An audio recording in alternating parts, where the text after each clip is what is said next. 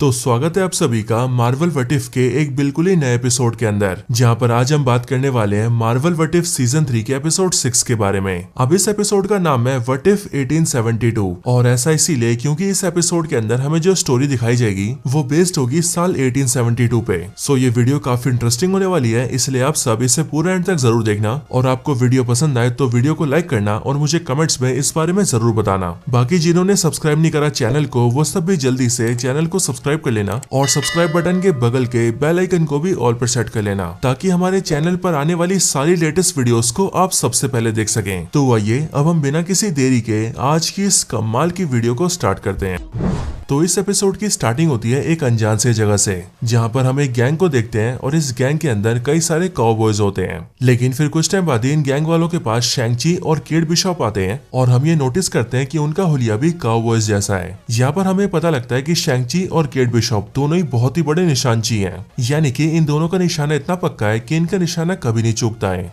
यहाँ पर आने के बाद ही शैंग-ची और केट बिशॉप दोनों का इस गैंग से लफड़ा हो जाता है, बट इस लड़ाई में ये दोनों मिलकर गैंग के सारे मेंबर्स को ढेर कर देते हैं और उनसे एक लोकेशन के बारे में पूछते हैं। लेकिन ये जो गैंग के मेंबर्स होते हैं वो उन दोनों को भी बताते हैं कि जिस जगह पर तुम दोनों जाना चाहते हो वहां पर जाना तुम्हारे लिए खतरे से खाली नहीं है और इसीलिए ऐसी खतरनाक जगह पर तुम दोनों को नहीं जाना चाहिए। लेकिन यहाँ पर शैंग-ची उनकी बात नहीं सुनता और वो सिंपली उनसे लोकेशन लेता है और फिर केट बिशॉप के साथ मिलकर वहां से निकल जाता है। अब इसके बाद ही सीन शिफ्ट होता है और हम सीधा वॉचर को देखते हैं। वॉचर हमें बताता है कि मार्वल के मल्टीवर्स के अंदर कई सारे पैरेलल यूनिवर्स है और बहुत सारे यूनिवर्सेस हैं और इस मल्टीवर्स के अंदर जितने भी यूनिवर्सेस हैं उनमें बहुत सी अलग अलग कहानियां एग्जिस्ट करती हैं और इसीलिए इस मल्टीवर्स में हर एक चीज पॉसिबल है। इसके साथ ही वॉचर हमें एक ऐसे यूनिवर्स के बारे में भी बताता है जिसमें अल्ट्रॉन को सिर्फ इसीलिए क्रिएट किया गया था ताकि वो गाना बजा सके। अब इसके बाद ही वॉचर हमें इस वाले यूनिवर्स की कहानी बताता है और हम ये देखते हैं कि इस यूनिवर्स के अंदर 80s 60s और 80s 70s का टाइम चल रहा होता है। अब एमसीयू के अंदर हमने देखा था कि जब शू वेनवू का बेटा शैंग-ची यूएस से आता है तब वो वहीं पर ही बस जाता है और वापस अपने घर चाइना नहीं जाता है। लेकिन शैंग-ची की बजाय जो उसकी बहन होती है वो हमेशा चाइना में रह जाती है, वो भी अपने फादर के पास। लेकिन दोस्तों इस वाले यूनिवर्स में हम ये देखते हैं कि इस दुनिया में जो शैंग-ची की बहन होती है वो अपने फादर के घर से भाग जाती है और वो चाइना से निकलकर सीधा यूएस से आ जाती है। लेकिन दोस्तों अब क्योंकि ये वाला टाइम 1860s और 70s का होता है, इसलिए इस टाइम पर ना तो यूएसए का लॉ ज्यादा मजबूत होता है और ना ही यूएसए इतना ज्यादा अमीर कंट्री होता है और इसलिए इस टाइम पर यूएसए में ऐसे कई सारे गैंग्स बन गए थे जो कि दूसरी कंट्रीज से यूएसए में आने वाले इमिग्रेंट्स को जान से मार दिया करते थे ताकि दूसरे देशों से लोग यूएसए में आकर ना बसे और यूएसए की पॉपुलेशन ना बढ़े। और इसीलिए दोस्तों जब शैंग-ची की बहन शू जियालिंग यूएसए आती है तब उसे भी एक ऐसा ग्रुप पकड़ लेता है जो कि बाहर से आने वाले इमिग्रेंट्स को जान से मार दिया करता है। अब ये जो ग्रुप होता है इस ग्रुप के मेंबर्स काफी खतरनाक होते हैं एंड इस पूरे ग्रुप का जो लीडर होता है उसका नाम होता है द हुड। लेकिन दोस्तों असल में जब ये द हुड अपने सारे लोगों के साथ मिलकर सारे इमिग्रेंट्स और शैंग-ची की बहन शू जियालिंग को मारने आते हैं तभी शैंग-ची की बहन शू जियालिंग हुड का काफी बहादुरी से सामना करती है। लेकिन उसके बाद क्या होता है इस बारे में कोई भी नहीं जानता है, पर हाँ उस घटना के बारे में काफी लोगों का ऐसा कहना होता है कि उस घटना में जो हुड था वो शू जियालिंग को उठाकर ले गया था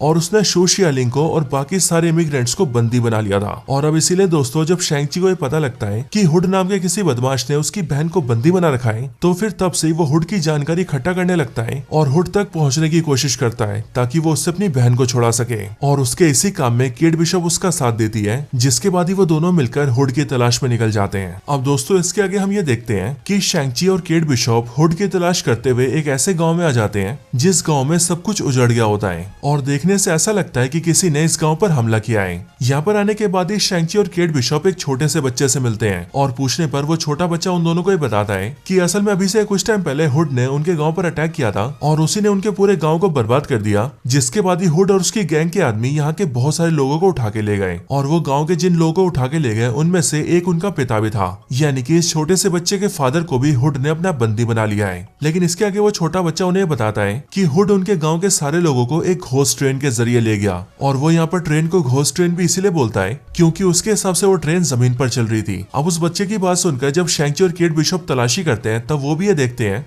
कि बच्चे ने जहाँ पर ट्रेन के आने की बात की थी वहाँ पर कोई भी ट्रैक्स नहीं है। लेकिन यहीं पर ही केट बिशॉप ये नोटिस करती है कि जिस जगह पर ट्रेन के होने की बात हो रही थी उस जगह पर उसे काफी सारे अलग निशान दिखते हैं और वो ऐसे निशान थे जो कि बिल्कुल सीधे जा रहे थे। और इसीलिए केट बिशॉप शैंग-ची से बोलती है कि अगर हम इन निशानों का पीछा करते हैं तो फिर शायद से हम उस घोस्ट ट्रेन को ढूंढ सकते हैं। अब इसके बाद ही शैंग-ची, केट बिशॉप और वो छोटा बच्चा तीनों अपने घोड़े से निशानों का पीछा करते हैं और काफी दूर आने के बाद वो लोग ये देखते हैं कि उनकी आंखों के सामने एक ट्रेन चल रही है जो कि बिना किसी ट्रैक के रेगिस्तान पर चल रही है। अब ये चीज देखकर उन्हें काफी अजीब लगता है, लेकिन वो लोग जल्दी से उस ट्रेन के पास जाते हैं एंड फिर पास आकर उन्हें पता लगता है कि उस ट्रेन के नीचे कोई पहिया नहीं है, बल्कि उसके नीचे ऐसी एडवांस टेक्नोलॉजी से बनी मशीन्स लगी है जिनकी मदद से ये ट्रेन जमीन के ऊपर होकर हवा में चल रही है। और इसी वाली ट्रेन को वो बच्चा घोस्ट ट्रेन बोल रहा था। अब इसके बाद ही शैंग-ची, केट बिशॉप और वो छोटा बच्चा जल्दी से ट्रेन के अंदर आ जाते हैं और ट्रेन के अंदर आने के बाद वो लोग ये देखते हैं कि उस ट्रेन में काफी सारे एडवांस गैजेट्स होते हैं। इसके साथ ही उस ट्रेन का मेन पावर सोर्स एक आर्क रिएक्टर जैसा होता है और इसीलिए शैंग-ची उसे देखकर ये बोलता है कि शायद से सारी टेक्नोलॉजीज स्टार्क इंडस्ट्रीज की है। और फिर दोस्तों यहीं से हमें ये भी पता लगता है कि इस वाली दुनिया के अंदर भी टोनी स्टार्क है। अब वो लोग जब इस ट्रेन में आगे बढ़ते हैं तब वो लोग ये देखते हैं कि उस ट्रेन में बहुत सारे लोग भी बैठे हैं और उन्हीं सारे लोगों में उस छोटे बच्चे का फादर भी होता है। अपने पिता को देखकर वो बच्चा जल्दी से अपने फादर के पास जाता है और उनके पास अगर वो अपने फादर से बोलता है, फादर ये मैं हूँ जुन फैन।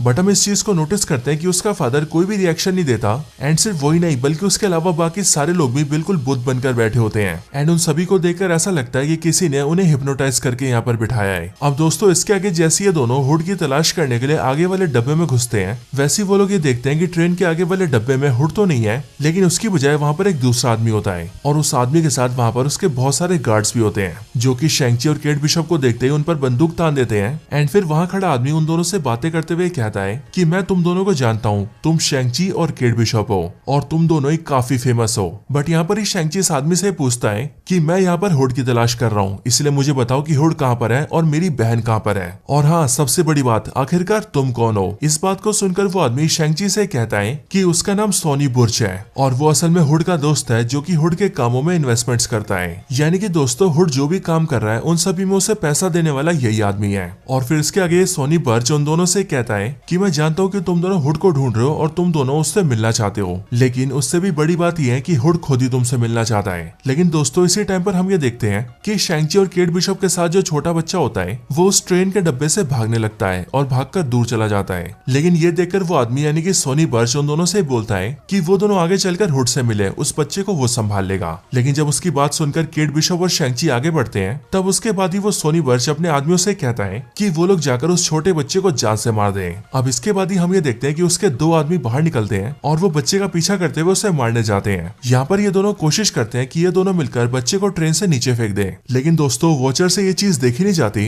एंड इसीलिए वो यहाँ पर भी इंटरफेयर करता है और वो ट्रेन की छत से इन दोनों आदमियों को गिराकर छोटे बच्चे को बचा लेता है। अब इसके बाद ही ट्रेन के चलते चलते रात हो जाती है, लेकिन रात होने पर वो सभी पहुंच जाते हैं हुड के पास। ट्रेन के रुकने पर शैंग-ची ट्रेन से बाहर निकलता है, लेकिन शैंग-ची के बाद जैसे केट बिशॉप ट्रेन से बाहर निकलने लगती है वैसे ही हम ये देखते हैं कि सोनी बर्च के आदमी केट बिशॉप को घेर लेते हैं और उसके सर पर बंदूक तान देते हैं। जिसके बाद सोनी बर्च उससे कहता है कि जो हुड है वो सिर्फ शैंग-ची से मिलना चाहता है, केट बिशॉप से नहीं, और इसीलिए केट बिशॉप को यहीं पर रहना होगा। अब इसके बाद ही शैंग-ची ट्रेन से निकलकर आगे बढ़ता है और सीधा चलने लगता है। जिसके बाद हम ये देखते हैं कि जो हुड होता है वो भी शैंग-ची के सामने आ जाता है। अब ये हुड जैसे शैंग-ची के सामने आता है वैसे वो शैंग-ची से कहता है कि तुम एक काफी काबिल इंसान हो और इसीलिए मैं चाहता हूँ कि तुम मुझे ज्वाइन कर लो। ये बात सुनकर शैंग-ची तो पहले शॉक हो जाता है, लेकिन उसके बाद वो उससे कहता है कि मैं यहाँ पर तुम्हारी गैंग ज्वाइन करने नहीं आया हूँ, बल्कि मैं यहाँ पर अपनी बहन के बारे में जानने आया हूँ। बट उसकी बात पर हुड उससे कहता है कि अगर तुम मेरी गैंग को ज्वाइन नहीं करोगे तो तुम ये कभी नहीं जान पाओगे कि तुम्हारी बहन के साथ क्या हुआ था। लेकिन इस बात पर शैंग-ची उससे कहता है कि अगर ऐसी बात है तो पहले मैं तुम्हारी धुलाई करूंगा और उसके बाद मैं तुमसे जानूंगा कि मेरी बहन के साथ क्या हुआ है। और शैंग-ची जैसे ऐसा बोलता है वैसे हम ये देखते हैं कि जो हुड है वो शैंग-ची पर अटैक कर देता है, जिसके बाद ही उन दोनों के बीच फाइट स्टार्ट हो जाती है। फाइट के अंदर हम ये देखते हैं कि शैंग-ची और हुड दोनों ही काफी एक्सपर्ट फाइटर होते हैं और इसीलिए उनकी फाइट काफी लंबी चलती है। बट इसी टाइम पर हम दूसरी तरफ ये देखते हैं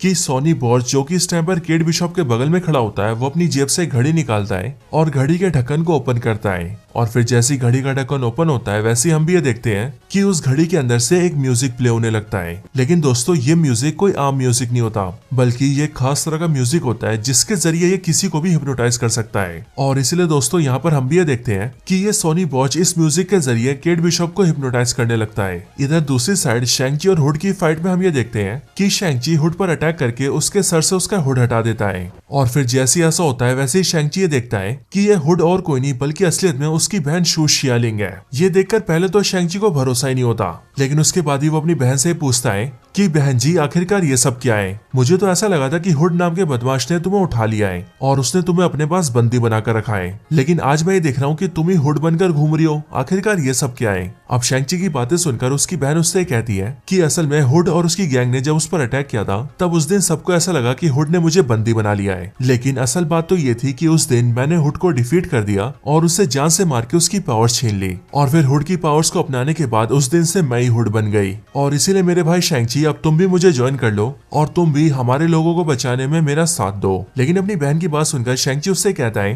कि बहन जी तुम्हें लग रहा है कि तुम इन लोगों को बचा रही हो, लेकिन असलियत में तुम इन्हें बचा नहीं रही हो, बल्कि तुम इन सभी को हिप्नोटाइज करके अपना गुलाम बना रही हो। तुम असल में इन सभी लोगों को किडनैप करती हो, इन्हें हिप्नोटाइज करके इनका ब्रेन वॉश करती हो और फिर इन्हें अपने फायदे के लिए इस्तेमाल करती हो। पर शैंग-ची की बातें सुनकर उसकी बहन उससे कहती है कि मैं ऐसा कुछ नहीं करती, बल्कि मैं इन सबकी जान बचाती हूँ। आगे वो शैंग-ची से कहती है कि मैं इन सबको हिप्नोटाइज करके इन्हें अपनी आर्मी में शामिल करती हूँ और फिर उसके बाद मैं और ये सब लोग मिलकर उन सभी गैंग्स का खात्मा करते हैं जो सारे गैंग्स मिलकर बाहर से आने वाले इमिग्रेंट्स को मार रहे हैं। और ऐसा करके हम ना सिर्फ इस पूरी कंट्री को सुरक्षित बना रहे हैं, बल्कि यहाँ पर दूसरे देश से जो इमिग्रेंट्स आ रहे हैं उन्हें भी सेफ्टी दे रहे हैं। और मैं ये सब इसीलिए कर रही हूँ ताकि मुझे जो फेस करना पड़ा वो और किसी को फेस ना करना पड़े। लेकिन दोस्तों यहाँ पर शैंग-ची अपनी बहन को गलत ठहराता है और वो उससे कहता है कि ये काम गलत है और इसीलिए जब तक मैं जिंदा हूँ तब तक मैं तुम्हें ये सब करने नहीं दूंगा। लेकिन फिर शैंग-ची की बात सुनकर उसकी बहन उससे कहती है कि अगर ऐसी बात है तब तो मुझे तुम्हें जान से मारना होगा, और फिर ये बोलकर वो उस पर अटैक कर देती है, जिसके बाद उन दोनों की फाइट फिर से स्टार्ट हो जाती है। हालांकि इसी टाइम पर हम ये भी देखते हैं कि सोनी वॉच ने केट बिशॉप को पूरी तरह से हिप्नोटाइज कर लिया होता है और अब वो अपनी बंदूक की गोली से उसे जान से मारने वाला होता है। लेकिन फिर उसी टाइम पर वो छोटा बच्चा सामने आता है जिसे वॉचर ने बचाया था, एंड वो अपने सामने एक बड़ी सी घंटी को देखता है और उसकी रस्सी खींचकर उसे जोर जोर से बजाने लगता है। और फिर जैसी घंटी बजती है वैसे हम भी ये देखते हैं कि घंटी की आवाज की वजह से केट बिशॉप और बाकी सभी लोगों का हिप्नोसिस टूट जाता है। और फिर जैसे ही ऐसा होता है वैसे हम ये देखते हैं कि केट बिशॉप जल्दी से सोनी वॉच के हाथों से बंदूकें छीनती है और एक एक करके उसके सारे आदमियों को मार देती है। इसी टाइम पर शैंग-ची और उसकी बहन की फाइट में हम ये देखते हैं कि शैंग-ची अपनी बहन के सामने सरेंडर कर देता है और वो अपनी बहन से कहता है कि वो उससे और फाइट नहीं कर सकता है और इसीलिए अगर वो शैंग-ची को मारना चाहती है तो वो मार दे, लेकिन शैंग-ची उस पर अटैक नहीं करेगा। शैंग-ची की बात सुनकर पहले उसकी बहन थोड़ा सा हिचकिचाती है, लेकिन फिर उसके बाद ही वो अपना चाकू उठाती है और जल्दी से शैंग-ची पर अटैक करने आती है। लेकिन फिर इसी टाइम पर केट बिशॉप उसे देख लेती है, जिसके बाद वो शैंग-ची की बहन पर फायरिंग कर देती है, जिससे शैंग-ची की बहन मारी जाती है। लेकिन जब केट बिशॉप उसके पास आती है तब वो ये देखती है कि वो हुड असल में शैंग-ची की बहन है और इसीलिए वो शैंग-ची से माफी मांगती है। लेकिन शैंग-ची केट बिशॉप से बोलता है कि इसमें उसकी गलती नहीं है और केट बिशॉप ने उसकी बहन को नहीं मारा है, बल्कि उसकी बहन तो बहुत पहले ही मर गई थी और यहाँ पर जो भी कुछ हुआ है उसमें केट की नहीं बल्कि हुड की गलती है। अब इसके अगले सीन में हम लोग ये देखते हैं कि शैंग-ची और केट बिशॉप गाँव के सारे लोगों को छुड़वाकर उनके गाँव वापस ले आते हैं और अब इसीलिए पूरा गांव काफी ज्यादा खुश होता है। और रही बात शैंग-ची और केट बिशॉप की, तो वो दोनों साथ मिलकर एक नए एडवेंचर पर निकल जाते हैं। इसके ठीक बाद ही हमें वॉचर दिखता है जो कि इस कहानी को देख रहा होता है। लेकिन इसी टाइम पर वॉचर के पीछे वही 3 वॉचर्स आते हैं जिन्होंने पिछले एपिसोड के अंदर वॉचर पर नजर रखी थी और ये तीनों यहाँ पर आकर वॉचर से ही बोलते हैं कि हम वॉचर्स की एक कसम होती है और वो कसम ये है कि हम कभी भी किसी भी यूनिवर्स में इंटरफेयर नहीं करेंगे। लेकिन तुमने अपनी कसम तोड़ी है, वो भी कई बार, लेकिन अब हम इस चीज को और बर्दाश्त नहीं कर सकते हैं। और फिर ये बोलने के बाद ही वो तीनों वॉचर्स उआटू द वॉचर पर अटैक कर देते हैं। लेकिन इसी के साथ ही ये पूरा एपिसोड खत्म हो जाता है। तो दोस्तों अब व्हाट इफ सीजन 3 के सिर्फ 2 ही एपिसोड रह गए हैं एंड ये दोनों एपिसोड्स कल और परसों आने वाले हैं, इसीलिए आप इन दोनों एपिसोड्स को बिल्कुल भी मिस मत करना क्योंकि इन दोनों एपिसोड्स में कुछ बहुत बड़ा होने वाला है। बाकी आपको ये वाली वीडियो पसंद आई हो तो वीडियो को लाइक करना, मुझे इस बारे में कमेंट्स में बताना और जिन्होंने चैनल को सब्सक्राइब नहीं करा वो सब जल्दी से चैनल को भी सब्सक्राइब कर लेना। बाकी दोस्तों मैं आपसे मिलता हूँ ऐसी किसी और बेहतरीन वीडियो में, तब तक के लिए गुड बाय।